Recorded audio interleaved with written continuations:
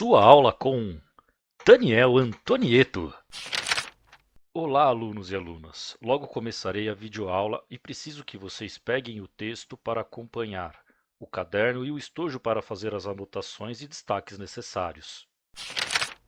O tema de hoje é Idade dos Metais e Povoamento Humano do Planeta.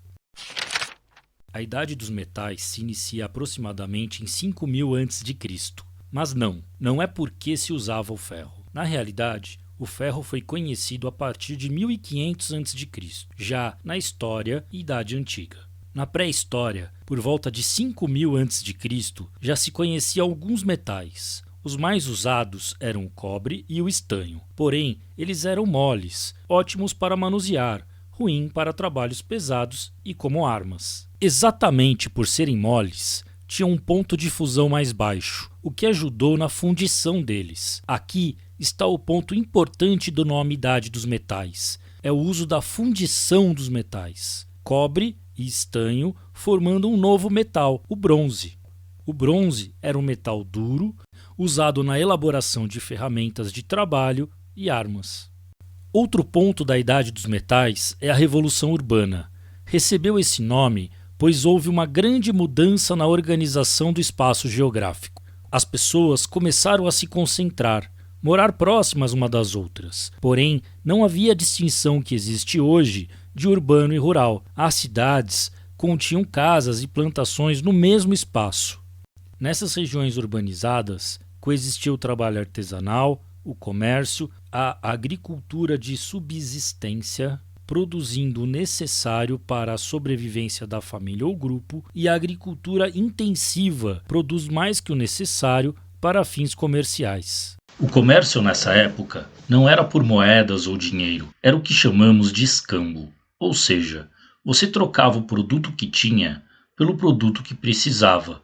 Por exemplo, eu produzi em excesso alface, meu vizinho produziu em excesso morango, então troco um punhado de alface por morango.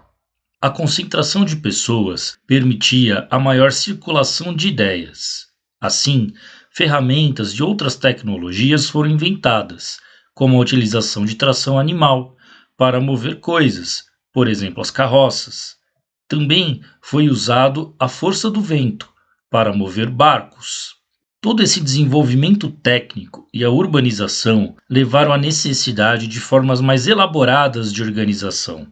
Assim, o líder tornava-se um estadista, ou seja, o que antes era um chefe tribal, de clã ou aldeia, vira um monarca. Nesse momento, a divisão da sociedade fica mais evidente. O monarca, rei, que pode ser um líder religioso ou militar, tem seus colaboradores diretos, os nobres, que poderiam ser pessoas próximas a ele, ou outros chefes de clã, aldeias e tribos que se uniram ao líder mais influente. Ainda existiam os trabalhadores livres, na agricultura, artesanato e comércio. E por fim, os escravos, que poderiam ser prisioneiros de guerra ou trabalhadores livres endividados.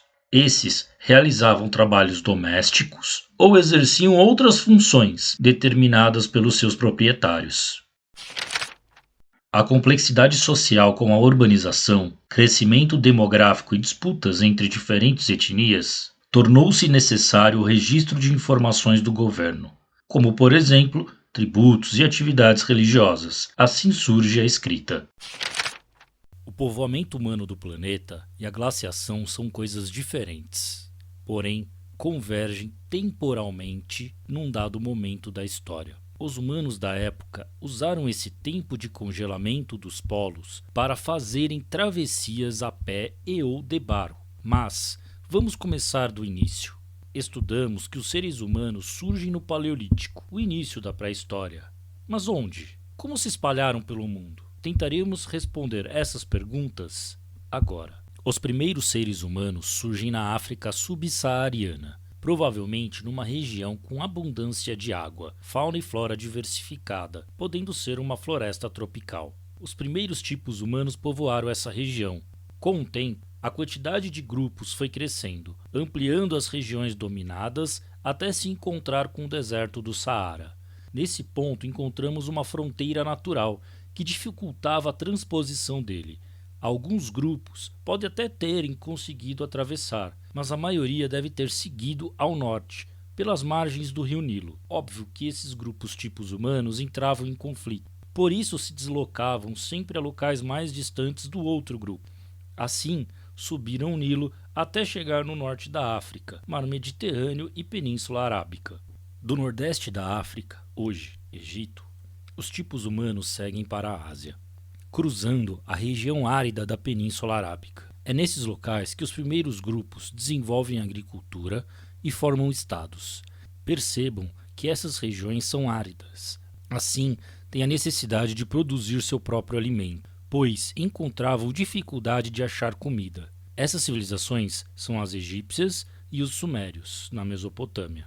Na Ásia, o povoamento leva grupos migrarem para o noroeste, norte, sul e nordeste. Os migrantes do noroeste seguem para a Europa, do sul para a Oceania e nordeste, convergindo com a glaciação, atravessa o Estreito de Bering, entrando pelo noroeste das Américas, hoje Alasca. Iniciam um povoamento na América do Norte. Alguns grupos seguiram ao leste, para a Groenlândia, outros para o sul, primeiro na América Central, depois para a América do Sul.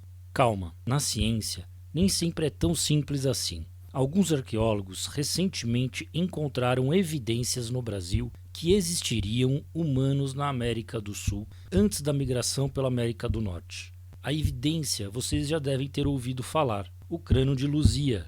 Assim, os estudiosos desse período criaram outras hipóteses de imigração para as Américas. A Rota das Ilhas Polinésias. Essa rota consiste em diversas pequenas ilhas, encontradas ao longo do Oceano Pacífico, onde esses grupos vão navegando de ilha em ilha até chegar nas Américas. Outra rota possível é pelo Polo Sul, Antártica, onde esses humanos, por barco ou a pé, na glaciação, podem ter margeado o litoral antártico, atravessando o Estreito de Magalhães para povoar as Américas.